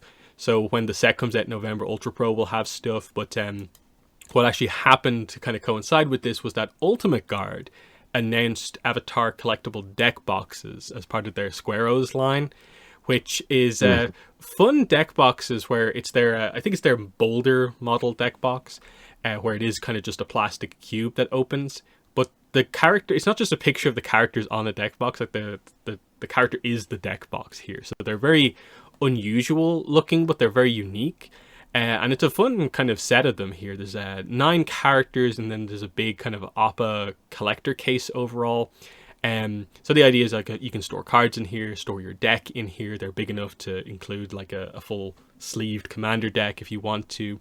And then if you get the big Appa collector's box, of course you can store deck boxes in there, which is what they say, but it also is just a giant deck box. If you open up a full like booster box, you can just put all the cards into like one side of that if you wanted to. So the characters we have here are Zuko, Toph, Katara, Iroh, Aang, Momo, Cabbage Merchant, Sokka, and Azula. So they've hit all the main characters here, with I think the Cabbage Merchant being a chase of some sort. I don't think it's a particularly like rare chase. I'm guessing in whatever way the shops get these things, there's maybe like one or two less Cabbage Merchant than the other ones, so he's slightly rarer. But yeah, very fun, interesting, and obviously if you're looking for accessories for the game, there's going to be these, and I assume other stuff when the actual set comes out. So that's cool if you're just into TCGs, any TCGs, like maybe if you're into Pokemon, you might want an Avatar mat, that sort of idea. But what are your thoughts on these Square Hose collectible deck boxes? Yeah, I mean, they're very unique and they're pretty cool. Like, I didn't know what to think of them when I first saw the sort of posts on them, especially since I'm not, super familiar with it or anything like that. So I thought it was something that very sort of unique to actually see. And, it could have like many other uses as well. It's just sort of a fun thing to have. So no, I could see this being something that people are really sort of into. Yeah, and at least for me, like as someone who likes trading card games and also like Avatar merch, I think that these kind of are more interesting as collectibles than a lot of the, this company's doing a chibi line of figures, and here's our slightly different take on chibi. Whereas this is just like, okay, it's usable, it's weird because it's just a cube. Even if you don't use it to put cards in, it's just like, okay, the characters as cubes, kind of basically. That's interesting because it's so funny, like on the sides, like their little arms and stuff like that. There's a fun factor, I think, to these where like I can see a lot of people just grabbing their favorite character just to have it for something. Like even if you don't even store cards in it, you store like change in it or something like that. I don't know. It's a fun little thing there. They are quite expensive for what they are, is the only thing in terms of maybe going all in on them. Their base is, it's almost like double the price basically just for the kind of printing of the character and I guess the license. But yeah, it's pretty fun. I pre-ordered the Aang and the Cabbage Merchant just to kind of see what they're like, and I'll kind of see how it go from there. It's just a unique thing, I think, overall, as someone who is definitely going to get some of the Avatar Magic the Gathering stuff when it comes out. So yeah, that was a very fun announcement, and like that was the anniversary announcement. And I know for some people they might almost say like there was no announcement, but this did happen on the anniversary, and it is actually a big collab. I'm not sure how big of a deal maybe the official accounts made out of it. I think they said something at some point, but especially when the stuff is properly revealed, I think they'll go in on it. Getting towards the end of our news here, but let's go into some of the publishing stuff that we did find out about. So I alluded to this when we talked about the publishing stuff for the press release, but the brand new middle grade chapter series from Random House. This is the Bending Academy chapter book series that we had heard about for quite a while.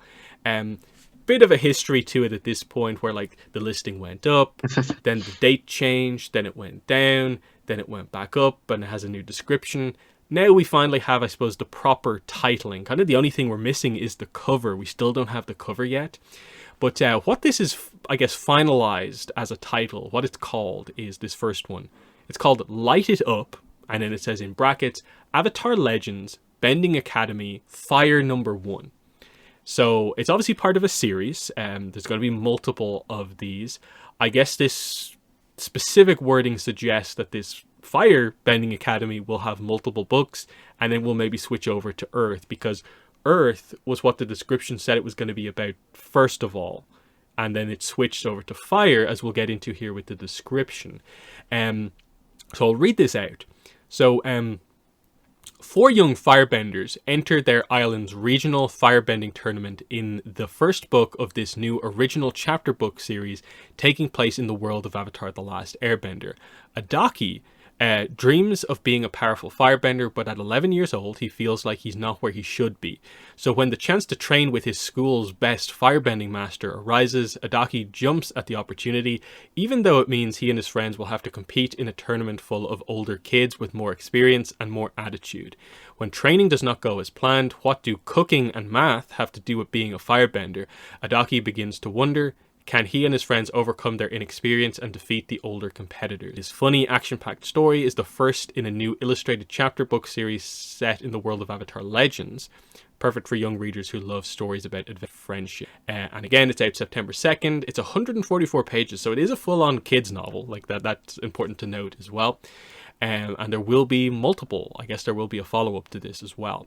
So this is completely different. The previous description said it was an Earth Kingdom academy, but now we're, I guess, on a fire island. So they switched that up for whatever reason, which is kind of interesting. But what are your initial reactions to this? The third novel will be getting this. Yeah, I mean, it's cool to see that they're pushing out these novels and that they're trying to get sort of like every sort of like age bracket and sort of interest in it. Because I mean, they've always done sort of like the kid books, and recently they've done sort of the YA, more sort of mature type level ones. So it's cool to see that they're sort of reaching for the middle ground as well, which I know has been pretty popular as of the last couple of years or so. So I think it's a good move in terms of actually getting something in that area.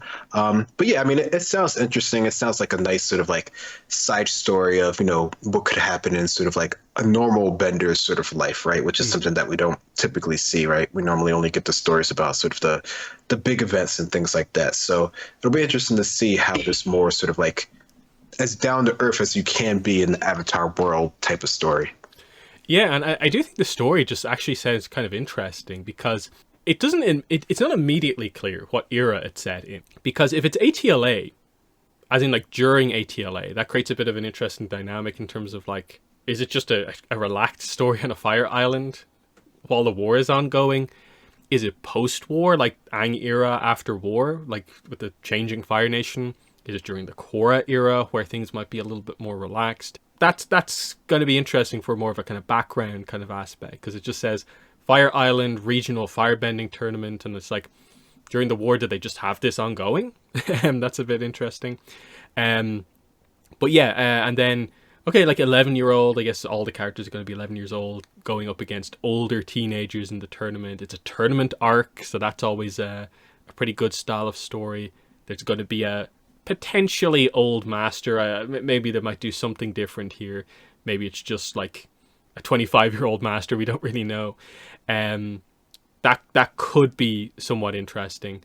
And then you get into more of the kids' book style of thing of like, okay, the training's going to involve cooking and math, which I don't know, because of martial arts, that might be about like rhythm and stuff like that, and timing your attacks in that sort of way. But that actually, I think, sounds quite interesting. And just the concept of this series, like maybe doing 2 or 3 on this Fire Academy and then switching to do an Earth Academy, and then especially if they switch to like a Water Academy where we don't get too much Water Tribe content, so that would be kind of interesting.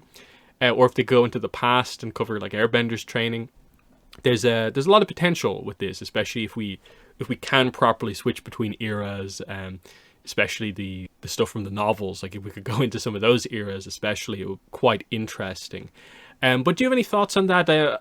You probably can't predict from the description what era it's in, but like, I don't know, does the tone say anything to you about what era it's in, or what would you like it to be in? Yeah, no, that is a good point, because it could have a lot of ramifications if it's during the eras that we sort of know here, or if they're just sort of gonna like, I don't know, I wonder if they're just, because it's such a a kid focused story, if they're just going to try to like sort of like isolate it from like the rest of the ongoings of the rest of the world and just focus on these characters and their sort of plight and dealing. But I mean, it seems hard, and that generally isn't sort of the style of Avatar, to sort of ignore the wider world. So I don't know, I mean, I don't know, maybe it's during Korra's time if things are a bit more chill. I mean, I think that would be cool, just because, that's the era that we don't know sort of what's happening with the Fire Nation, really. Like, that's always been the thing, is like what's going on during her period of time there, since they didn't want to sort of involve themselves with things. So I don't know, I think it would be cool if it was in Korra's time, just for that aspect. Mm-hmm. Yeah, and then I guess there might still be an element of like, is this all going to be just completely kind of new, or is there some surprise, and maybe the master is a character that there's some potential there for like somehow it ends up being like Lu Ten, and that tells us actually where it's set or something like. But yeah, that's September 2nd. So this will be actually the second novel of the year released. We're going to get City of Echoes first, then this, then Awakening of Roku. So pretty crazy in that sense, where we've gone from one novel a year to now we have 3 novels all over 100 pages. So that's going to be kind of exciting. So that's straight away, like, publishing in terms of the novel side of things ramping up, absolutely. And this is why it's all on like Dark Horse. Like, what do you have to go with this? Because like we said, the Mako comic is out in just a few days. Then 3 weeks after that, Ashes of the Academy is out, and then there's no new comics basically except the Free Comic Book Day book. So they need to announce new one-shots for Avatar and Korra, a comic miniseries, a new hardcover. So they'll have to get around to that, assuming a lot of that stuff is actually planned for this year. Apparently the press release is suggesting the comic and the hardcover are this year. Whether or not the next one-shots are also this year, I have no idea. Because, of course, Avatar theoretically will be starting a new trilogy of one-shots where there's usually a little bit more planning time. And then we just have no sense for where what the schedule of production is like on the Korra comics, given what happened with the Mako comics. So, bit of an awkward situation there. Another book, I'm not going to focus on it too much, but just on Edelweiss from Golden Books, Avatar The Last Airbender official sticker book announced, which is just like kind of worth noting because it's an official kind of book mainly aimed at kids. It says it has mazes, puzzles, word games, and more, plus over 500 stickers, which just from like I guess this is all going to be stock official art, but I'm kind of like, that's a lot of stickers. There might be like logos in here, so that might be interesting if you want some of that stuff. Just because I don't think we've ever seen something like that before that has that many stickers included. But the more interesting part about the sticker book is the key selling points. There's a marketing point right at the end that says Avatar Studios at Nickelodeon has new content in the works, starting with an Avatar Aang film in spring 2026. Now, this went up a couple of days before the anniversary. And obviously the press release for the anniversary echoed the idea of January 2026 for the Aang movie. This says spring. So is this something that we're maybe building up to on CinemaCon? Like, we might get some information on the movie, but might it also be pushed back a little bit? Maybe. It's hard to say because sometimes these marketing points that like give us new information are correct. Sometimes they're made up. But I don't believe there has been a rumor suggesting the movie has been delayed to spring 2026. That would suggest that this is where it comes from. Like maybe some of the previous marketing points where it mentions like there's going to be like 5 movies and 6 series. It's like, that's exactly what Avatar News said a few years ago. This is just like, okay. Yeah. But at the same time, I think a lot of people have been kind of wondering, like, is January 30th actually going to be the release date? Is that the best time of the year to announce it, to release it? Because like January is like the dead month. You don't want to release then. I don't know. It's hard to say. What are your thoughts on this? Do you read at all into this marketing point on this book? Yeah, I don't know. I mean, part of me wants to say I wouldn't be surprised if that was sort of the date. I'm trying to remember, in my mind, what's sort of the other stuff that comes out around that sort of period of time to see sort of like the competition for things. But, bearing that in mind, the fact that this would have maybe potentially a later release date than what we sort of think or what we, sort of believe to be official, I don't know if that would surprise me. I mean, we're still waiting on sort of like the official title, right? So I feel like until we sort of start getting that sort of information, the actual date of things is sort of like immaterial, like in terms of like where it actually is. So I don't know. I mean, I don't know. Sometimes they do pull out those numbers from like nowhere, but usually they're slightly more in the know than us as sort of random fans, right? So there's some basis of why they picked that date, but we don't really know right now. Yeah, and then the other point is like trying to maybe break it down. It's like, well, spring is basically what, like February, March, April. So a 1-week delay technically delays the movie into spring because it goes from being like the last 2 days of January into like February. Meaning like at latest this is like a end of April release. So it's a bit of a pushback, but it's not like disastrous, and that's assuming the worst. Like, it might only be a few weeks, more end of February, maybe that sort of thing. Maybe a March release. A lot of people speculating that do they want to get a little bit further away from the new James Cameron Avatar movie, which I think is December. I can see them maybe pushing it back by a few weeks. That sort of idea, that like spring 2026 might just be the general thing they're going with, but they don't know exactly when. I don't know. It's obviously tough because if it is a bigger delay, it makes you question a lot of the other stuff. Like, suddenly then is the toy line, if it comes out like a few months before the end of the year, is that a bit too early for it? If there's still 6 months to go until the movie hits. So I don't know. It's hard to say because it's a bit random because it's not one of the main publishers as well. It's like Golden Books, and it's like, okay, it's Penguin Random House. They are kind of now one of the main publishers, but like, I'd maybe read into it a little bit more if it was Abrams or Dark Horse that was on. We'll have to wait and see though. So yeah, there's that. And then I think the final piece of news is this. Yeah, so this was just revealed like yesterday or the day before from Dark Horse Direct. This new product, Avatar: The Last Airbender Omnibus Ultimate Boxed Set hardcover.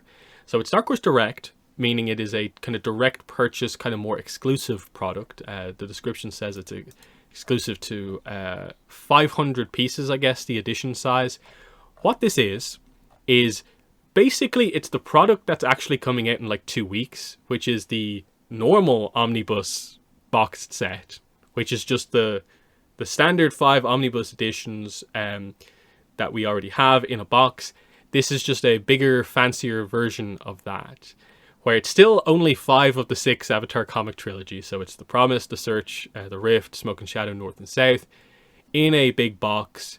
It also comes with a lithograph, so it's like the deluxe hardcover sets, featuring a lithograph of the Promise omnibus cover. And there's some new design work done here, but there's no new art on it. It's $250, which sounds crazy just when you assume like, oh, it's just hardcover omnibus editions. But I believe based on the product size, it is actually more like hardcover library edition sized. It just doesn't have the annotations on it, so it's not as wide. But it still says it's like length 30 centimeters basically, so it's a big hardcover book. So there's a little bit of a like, whoa, what's going on here? Where like, it's an omnibus edition, but wait, it's actually a hardcover library edition, but it's not a library. It's difficult to explain. I think it's a little bit late. I think this would have been cool if they released this a few years ago. It just feels very late now, where this is like edition 4 or 5 of these books. That like anyone who would maybe want this is like, do I need the 4th or 5th edition of this comic? And then I'd also say like, I don't even think it like looks that good or fancy for like the ultimate boxed set. I think it's a bit kind of odd looking with the covers of these really fancy books being like just like a half of the cover.